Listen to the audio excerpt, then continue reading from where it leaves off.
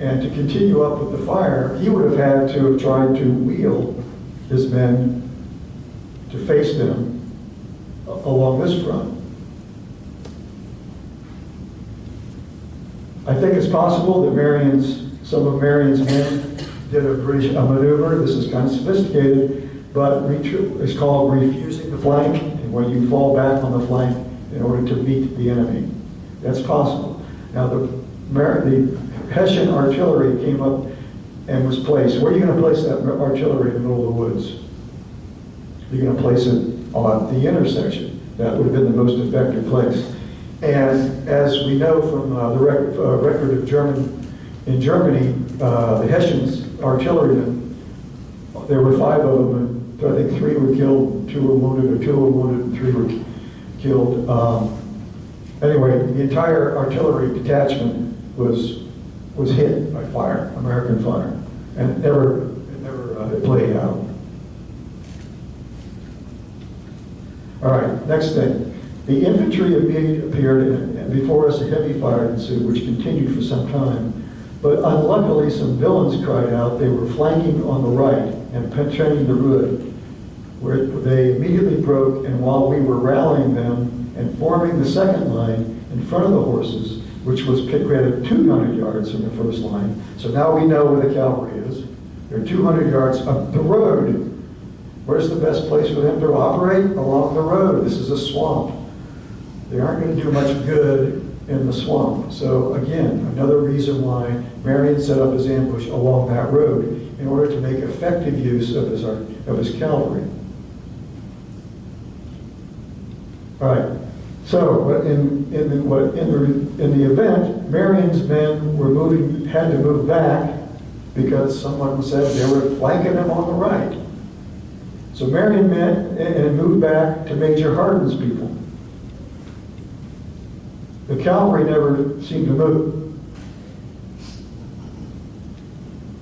I think also, I'm going to stretch the date a little bit, that when someone said they're flanking us on the right, I think in the darkness, Hardin's men did begin to move, and that movement was interpreted by people in the front line as being British soldiers. What they were really seeing was Hardin's men begin their movement forward. But by that time, the Americans, were moving backwards in order to form up a second line.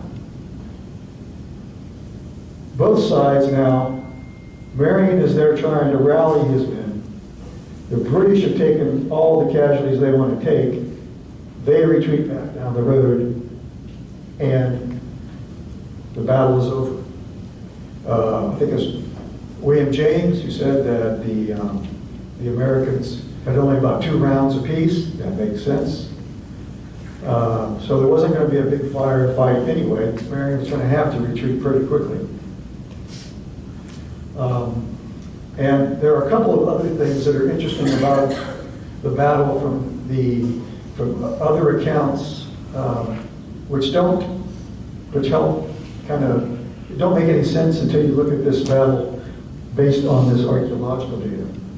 For instance, what's happening at the Ferry site? Anybody ever think about that? Have you ever read that about this? Remember, Cunningham's men ran back up to the ferry.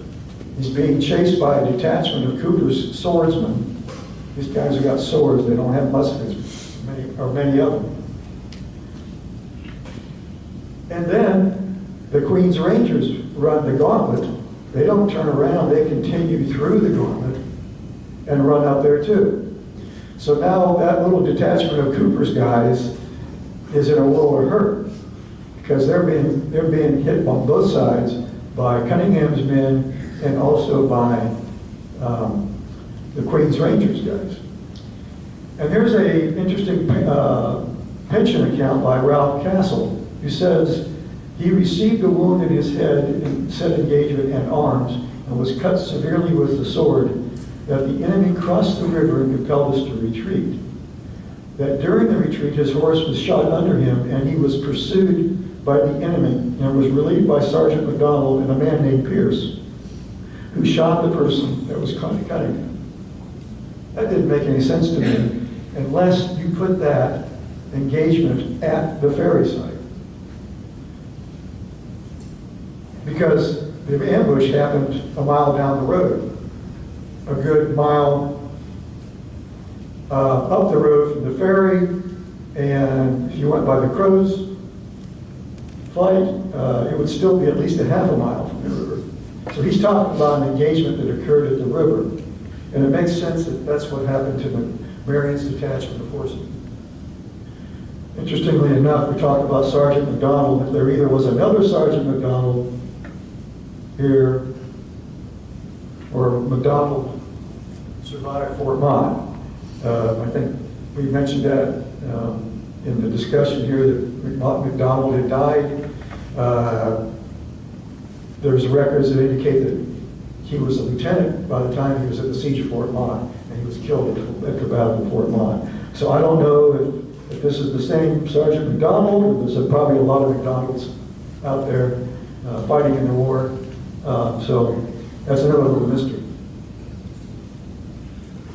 So here again is lead shot, and there's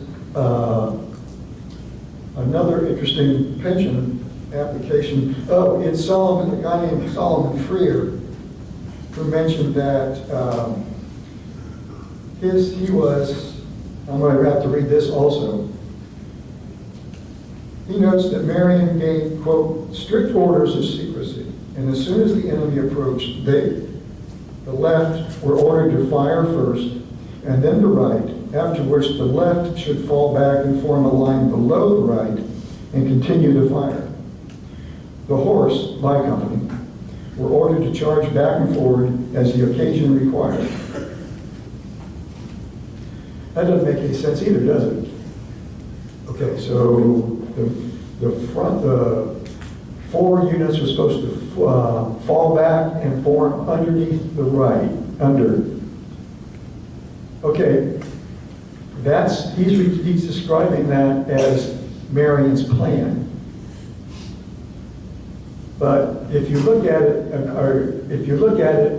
in the sense that what happened at the battle, then his account makes sense, because indeed Marion moved back, and the horse never did any charging, but they did move back, and this could be maybe considered below. So when the guy cried out that they were being flanked, that's what happened. Was the left fired first, then the right, after which the left fell back and formed a line, or at least tried to form a line below the right, and to continue firing. So what Solomon Freer is remembering is not what the plan was, but what actually happened in the battle.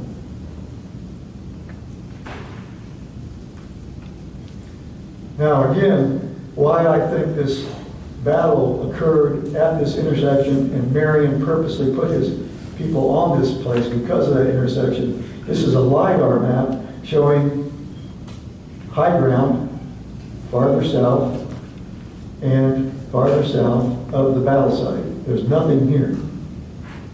This would have been a perfect place to put his ambush, because they would have not only been firing at the British, they would have been firing down at the British. This actually is much more relief there than it looks on this map. This is a good 10 feet, 20 feet above that road. It doesn't show up, but we've been up in this area. There's nothing up in that area. In fact, had he wanted to perform his Z ambush with his SEAL operators, he could have put militia here, militia there, fired at the British on both sides, and caused a lot of havoc. So I think in the end that William Dobbin James's account is most likely the most accurate account.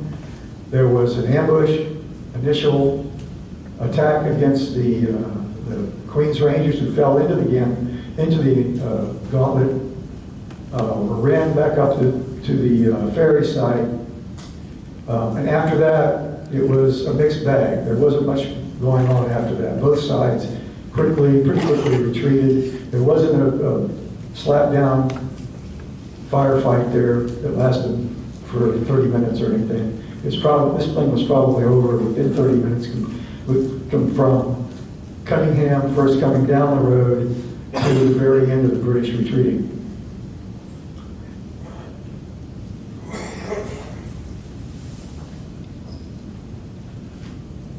There's a Solomon Freer account. I didn't realize I put that up there. That's good. But anyway, as you can see, that fits the data pretty well. That's my story. I'm sticking to it. But like all good major motion films, there's not only previews, which I gave you with 96, but there's, a little thing afterwards. So a little thing afterwards. So there's the casualties. I'm not going to go into the casualties. You can read about them. They're fairly consistent for most battles. And they're usually wildly inconsistent. But again, 20 killed, 80 wounded. That had to be almost 90% of that was in that first fire, that first volley. There must have been a pause between the first volley and the second volley while the British tried to sort themselves out on the road, but then continued up the road. After that, there was maybe a few rounds exchanged before Marion's men fell back. But here's our bonus feature. Now every time I talk about Parker's Ferry, someone brings up that large, those of you who have been there, you know that there's a very large earthen line at the ferry site itself. And I keep hearing people tell me that Francis Marion built that. And I couldn't convince anybody that Marion arrived late afternoon and didn't have time to build 100 yards worth of 10-foot high fortification in order to surround the British. But I'm actually very glad people believe that, because there is a lot of colonial material up there, and as long as most people go up there and relic collect, I'm quite happy to see them do it. But they're not at the ferries, they're not at the battlefield. So here it is, folks, just to fill that, hopefully one last time. Here's the record from William Tennant of the Confederate States Army Corps of Engineers. At the time when Sherman was coming into South Carolina, the Confederate armies had no clue which way he was going, and they were desperate to do things. And one of the things they did was they built a fortification, which is called Tete de Pont, at Parker's Ferry. This is basically it's a front defense. Think of a classic medieval castle. And in front of the gate of that castle, there's a moat. And if you really want to keep people out, in front of that moat, you put another fortification forward of your main fort called a tete de pont. And that's what is at Parker's Ferry. There's the LiDAR image of it, and you can see how much it resembles. This is a Civil War period fortification, but you can see with the idea. You got your main defenses here, you got a bridge, you want to defend it, people crossing, you put a fortification out front. And that's what's happening here. The Confederates were trying to keep Sherman, he was coming down this way, he wasn't going to get across Parker's Ferry. All right, that's it. Thank you.